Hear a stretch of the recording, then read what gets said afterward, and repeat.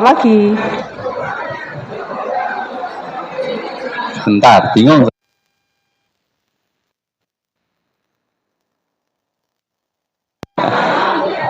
Begini, saya perjelas, nggak usah banyak-banyak, 5 orang ya, 5 orang arisan. Ada 1, ibu 1, ibu 2, ibu 3, ibu 4, ibu 5. Saya misalkan ibu 5, ya kan? Nah, saya berikan nama saya kepada ibu 4, begitu ya? Betul nggak?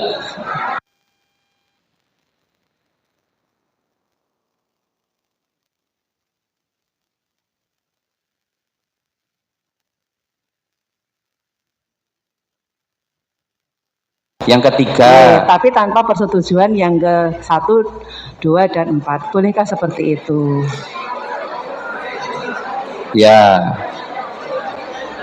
Karena semuanya dilukir. Dilukir. Betul ya? Betul kan, dilukir kan? Oh, iya. Ditukar, bukan diberikan. Kalau diberikan saya terima duitnya. Berarti dilukir. Saya dapat, cuman tak berikan ke ibu A. Kan begitu kan? Nah, nanti kalau ibu A dapat, jadi milik saya atau tetap dia? Tetap dia yang dapat, maksudnya seperti itu. Jadi tapi kan, duitnya dia yang menerima juga. Ya, tadi kan duit yang menerima, jadi istilah tetap namanya dia. Nah, hanya saya pertanyaannya, bolehkah? Karena kan ada beberapa anggota, itu kan semuanya punya hak untuk bisa mendapatkan arisan. Ya. Gitu, maksudnya gitu, Ustaz. Gini, kalau kita tukar-menukar, saya dapat ini 5 juta kan? Lalu saya sampaikan kepada ibu nomor 2, Bu, untuk bagian saya kita tukaran sama jenengan. Paham ya? Duit jenengan nanti milik saya, duit saya jadi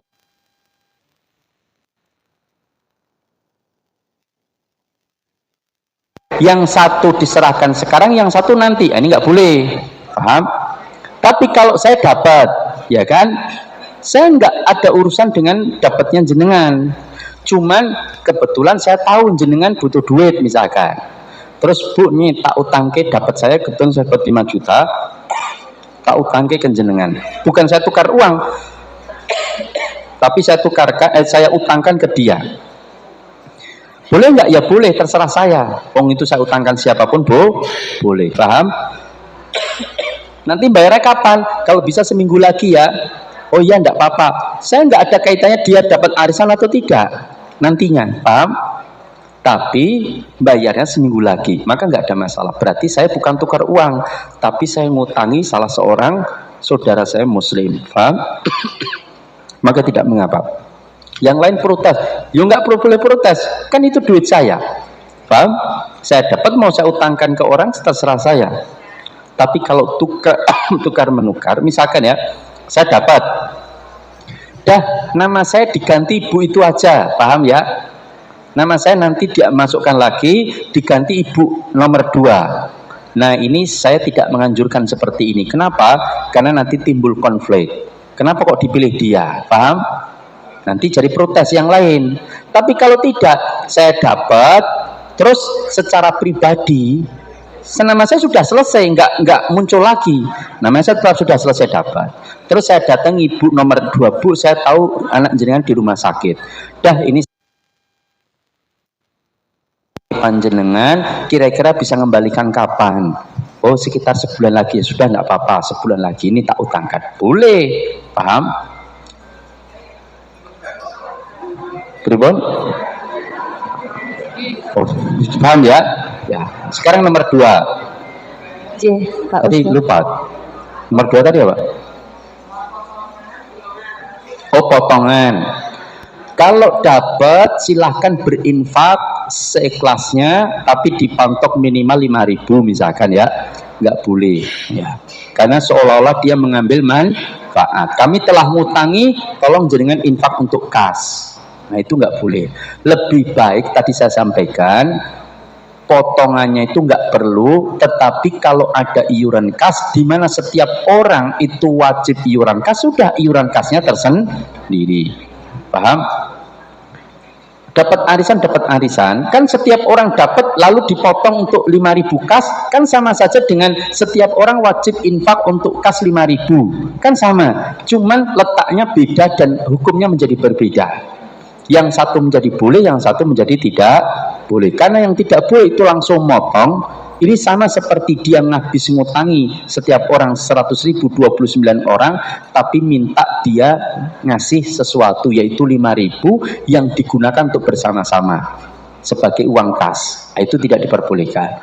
Tapi kalau ini arisan sendiri, dan ini ada iuran tersendiri. Setiap orang wajib iuran 5.000. Terserah mau dibayar kapan, yang penting lunas selama menjadi anggota arisan. Itu nggak ada masalah. Paham? Paham. Ada yang lain? Baik, ada satu pertanyaan yang masuk dari kami. Pertanyaannya, Desa Wisma kami ada tabungan yang tidak dipinjamkan kepada anggota, tetapi tidak ada riba dalam pinjaman tersebut. Pertanyaannya, bagaimana solusinya untuk memberikan uang sebagai ucapan terima kasih karena sudah bertanggung jawab memegang simpan pinjam? Jazakumullah khairan katsiran. Ini yang dikasih itu yang siapa? Pengurus apa itu? Simpan pinjam.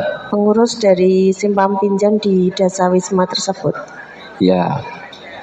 Ada orang menyimpan di situ, ya kan? Duit dikelola oleh seorang pengurus. Pengurus ini kan menggunakan tenaga, pikiran, waktu, bahkan mungkin biaya dan sebagainya. Maka bolehkah kita gaji dia? Boleh, paham? Karena dia dipekerjakan. Bolehkah kita kemudian memberi sesuatu kepada dia? Dia hanya sebatas pengurus, ngurusi saja, bukan yang ngutangi, paham?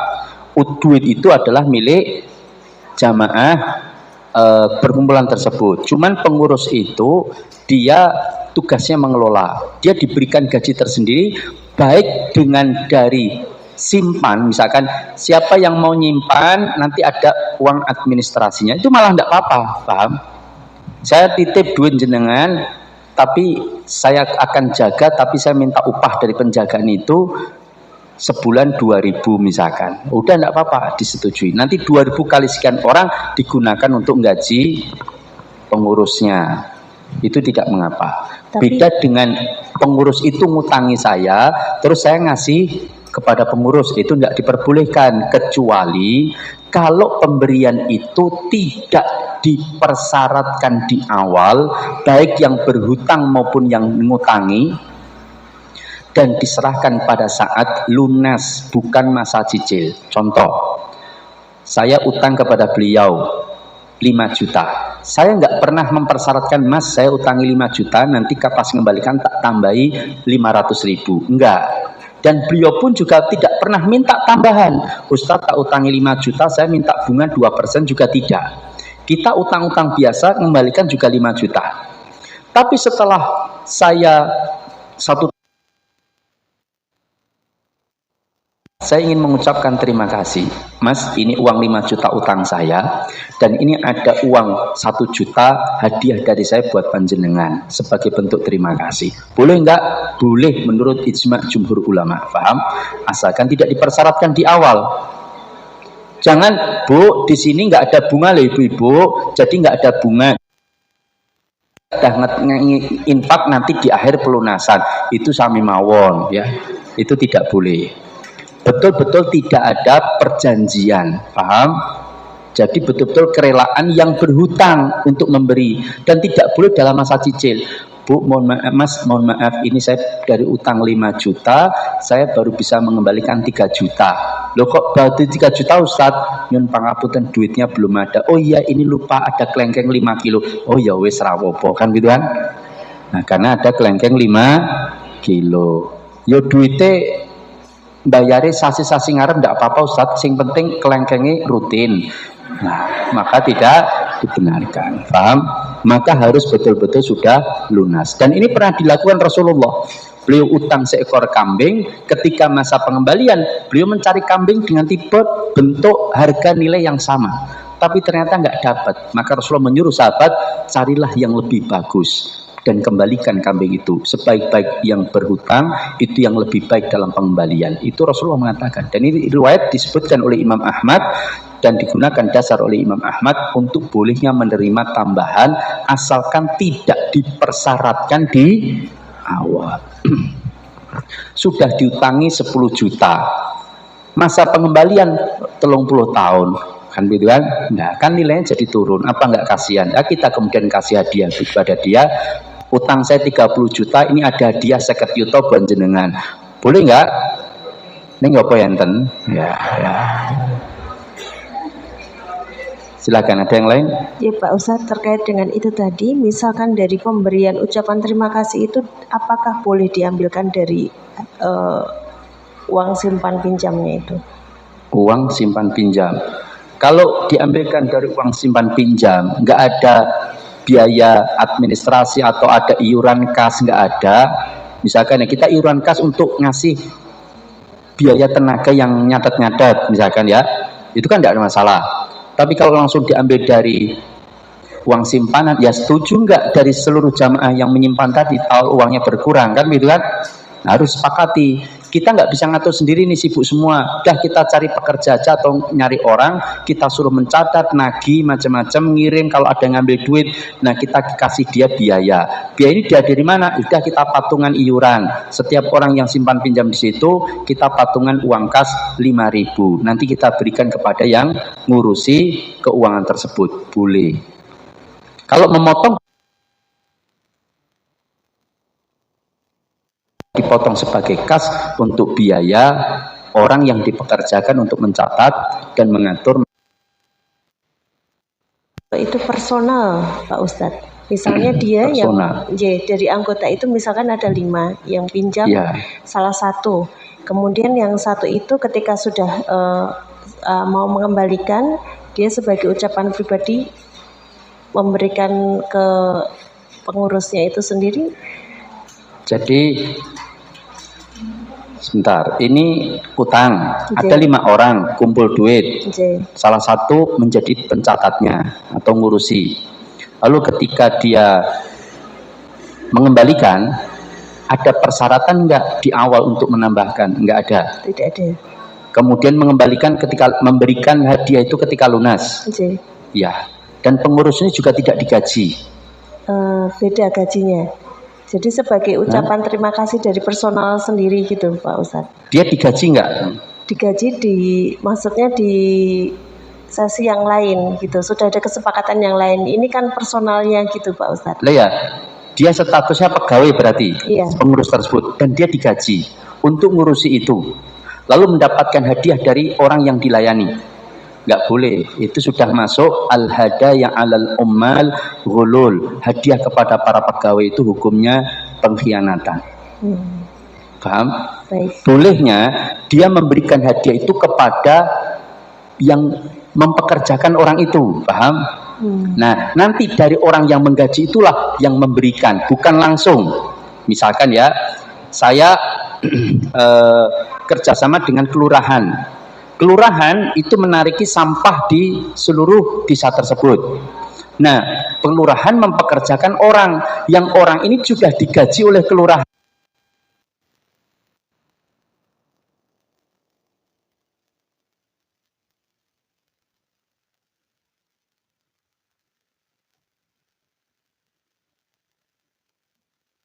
Berikan kepada kelurahan untuk diberikan kepada tukang sampah tersebut. Supaya apa? Dia tidak kehilangan objektivitas. Paham? Sehingga dalam mengambil sampah itu adil. Ya atau tidak? Coba, misalkan ada 100 rumah yang diambil sampahnya. Yang satu suka ngasih, Pak, sampah ini ada sarung buat jenengan, ini ada duit buat jenengan. Kira-kira kalau ada sampah yang sama, nanti perlakuan dia terhadap tong-tong sampah itu berbeda atau tidak ini? Dengan yang sering ngasih dengan yang tidak? Berbeda. Ya atau tidak? Berbeda, itu jelas. Nanti yang sering ngasih, sampahnya ditumpahkan bersih-bersih, dikorek barang, dicuci, yang kecer-kecer diambili. Paham? Nah, bahkan rumahnya belum disapu, ikut disapu barang, ya tidak? Nah, tapi yang tidak pernah ngasih, sampahnya cuma ditumplak begini, masih sisa, taruh kecer-kecer, dibiarkan, ora tau ngei, ya tidak? Itu yang dikhawatirkan Rasulullah. Paham? Maka kalau kita ingin memberi mereka, maka berikan lewat yang mempekerjakan, biar dia yang memberikan kepada orang tersebut. Ini supaya adil. Dan ini betul. Saya punya kakak, dia punya usaha menerima jahitan, pekerjanya banyak. Ternyata ada orang yang setiap dia jahitkan di situ, dia ngasih tip sama pegawainya kakak saya, padahal sudah digaji dia. Sehingga apa? Setiap orderan dari orang tersebut yang suka ngasih tip, pasti didahulukan jadinya paling awal. Tapi yang tidak pernah ngasih tip, itu jadinya dilambatkan dan paling akhir, padahal dia masukkan lebih dahulu. Kan jadi nggak adil. Sampai kakak saya heran, ki ngopo kok mesti skop jahitan dari si ibu si Fulan kok mesti mbok garap lebih dhisik. Kan iki tekone keri. Enggak apa-apa, Bu, ini saya kerjakan dulu mesake. Ternyata diselidiki dia sering dapat tips dari ibu tersebut. Paham? Itu yang dikhawatirkan oleh Rasulullah alaihi salatu wasallam. Meskipun nanti al-hada yang alal umal ini ada perselisihan apakah pegawai pemerintah atau pegawai seluruhnya. Ya, tapi saya mengambil pendapat seluruh pegawai. Beda kalau tidak ada kaitannya dengan pekerjaan loh ya, misalkan. Ini supaya jangan digeneralisir. Saya punya saudara tukang sampah, ya atau tidak? Terus saya ngasih tukang sampah itu boleh nggak? Ya boleh, nggak ada hubungannya dengan pekerjaan ngambil sampah, paham? Saya ngasih karena dia saudara saya, nggak ada masalah. Atau ada tukang sampah, dia bukan pekerja siapapun, tapi dia memang pekerjaannya itu menawarkan buangkan sampah, paham? Bu, saya buangkan sampah, Bu, tapi saya per rumah saya minta 20.000 setiap bulan. Oh, enggak apa-apa. Dia bukan pekerja siapapun dan dia tidak digaji, tapi dia memang kerjanya itu ngambil sampah dan dapat duit dari jenengan. Bolehkah kita memberi? Boleh. Rumah jenengan dikasihkan dia aja, Bu? Boleh, paham? Ya. Setuju Ibu? Betul ya. Karena dia bukan pekerja siapapun, paham? Ini yang dimaksud adalah al-ummal, para pegawai. Pak Ustadz, ini juga ada kaitannya kalau misalkan muamalah kita dengan instansi pendidikan gitu ya, biasanya kan non sewu ini ada kaitannya kalau wali murid itu yang memberikan hadiah seperti itu dan kepada wali kelas, dan itu berakibat atau berefek pada perhatian yang khusus pada yang memberi dan penilaian yang berbeda.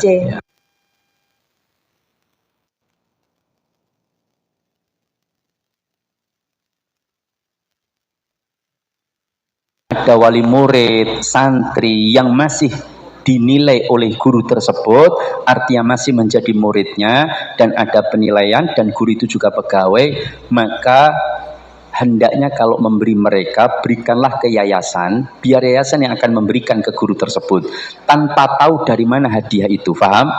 Sehingga dia tidak kehilangan objektivitas. Kecuali kalau sudah lulus, paham? Dia nggak ada penilaian lagi, itu beda perkaranya. Nggak ada kaitannya dengan pelayanan pendidikan yang diberikan. Kalian sudah lulus, itu beda perkara. Paham? Ada yang lain? Cukup.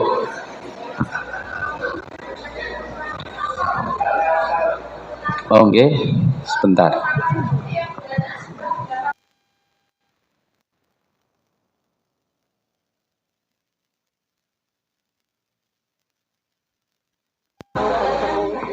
Iya.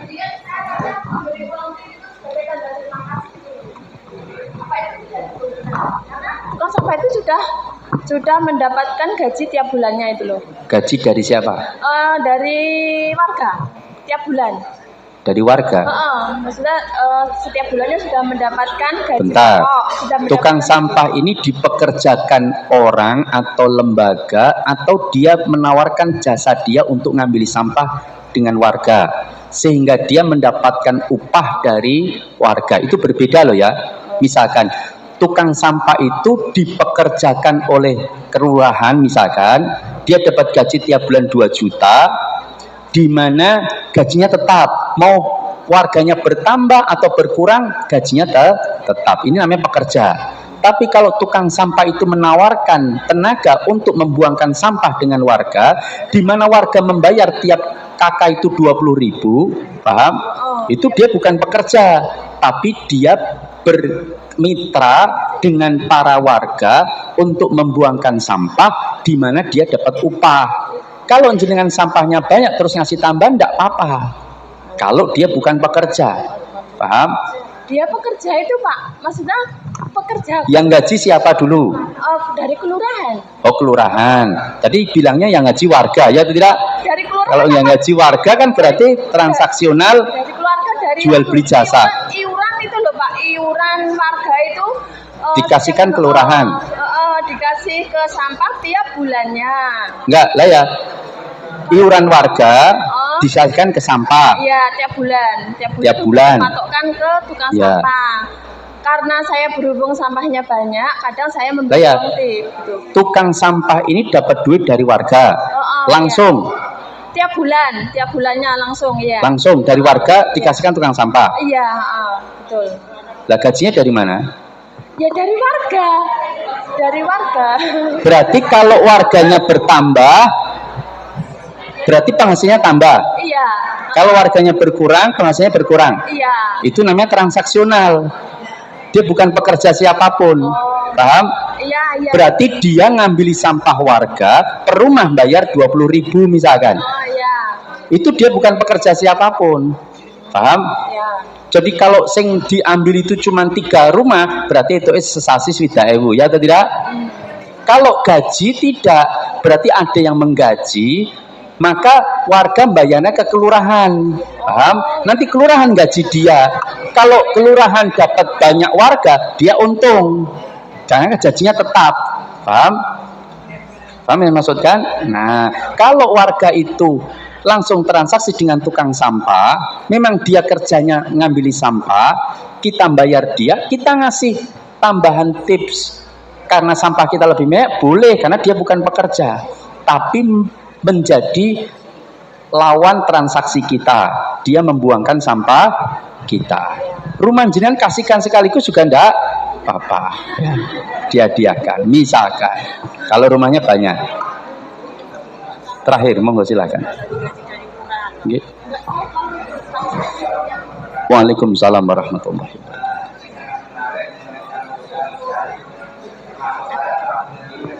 Iya.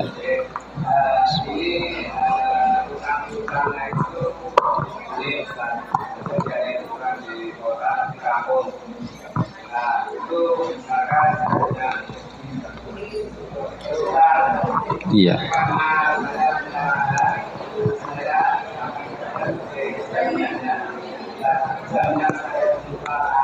Iya. Yang ngerjakan siapa? Yang ngutangi?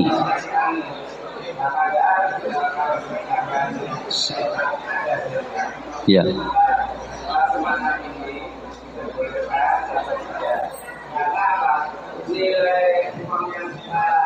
Utang. Sawahnya masih digarap sama dia. Ya. Ya. Dalam utang piutang tidak boleh mengambil manfaat apapun. Kullu qardin jarron naf'an fahuwa riba. Kalau kita ngasih jaminan boleh, tapi kalau sudah memanfaatkan jaminan itu sudah mengambil manfaat, maka nggak boleh. Ya. Maka seharusnya yang dia pegang cuma sertifikatnya saja. Sawahnya biar digarap sama yang punya, jangan dia yang garap. Itu nggak boleh, itu namanya riba. Tidak boleh. Ya.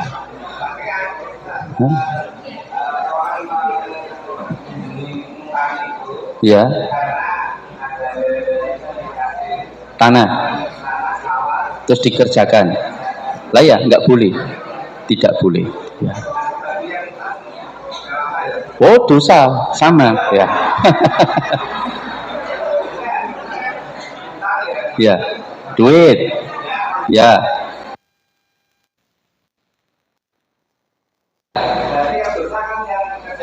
Tidak, dua-duanya. Ya. Karena beda ya. Karena begini. sama seperti riswah, menyuap. Itu yang dosa bukan yang minta suap, tapi dua-duanya dosa. Kecuali dia nggak bisa mendapatkan hak kecuali dengan suap. Paham? Saya nggak bisa mendirikan pondok pesantren kecuali harus dapat izin lurah. Tapi lurahnya saya ngasih Pak Lurah pun tuan jangan bisa masuk neraka kalau minta riswah. Tapi jek ngeyel, saya nggak punya pilihan lain. Saya harus riswah, maka yang dosa cuma dia karena terpaksa. Ini riswah. Tapi kalau riba itu dua-duanya berdosa. La'anallahu akila riba wa mukilahu. Jadi yang ngambil dan yang memberi sama-sama berdosa. Makanya kalau bayar listrik yang telat ada denda, dan denda itu riba jahiliyah. Ampun telat melinggi. Ini saya nggak ngiklankan PLN nih, enggak ya. Tapi betul ya. Karena denda keterlambatan itu tidak boleh. Lah kalau denda pajak pripun Ustaz? Pajak bukan utang piutang, paham? Itu pungutan. Kita nggak utang, tapi kita dipaksa diambil harta kita. Kalau kita terlambat kemudian kasih denda itu bukan utang piutang. Jadi bukan riba, paham? Nanti beda lagi. Nah,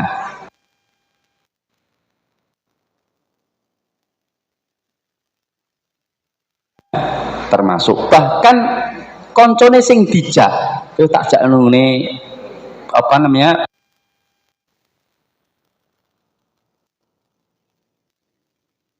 usah ya abot panggil abot ya wakatibahu wa syahidai, penulisnya dan dua saksinya. Dari transaksi riba semua ikut menanggung dosa, kulluhum sawa. Pun jam 10 ya. Demikian dari saya, kurang lebihnya mohon maaf. Aqulu qauli hadza wa astaghfirullah li wa lakum innahu huwal ghafurur rahim. Assalamualaikum warahmatullahi wabarakatuh. Waalaikumsalam warahmatullahi wabarakatuh. Masya Allah.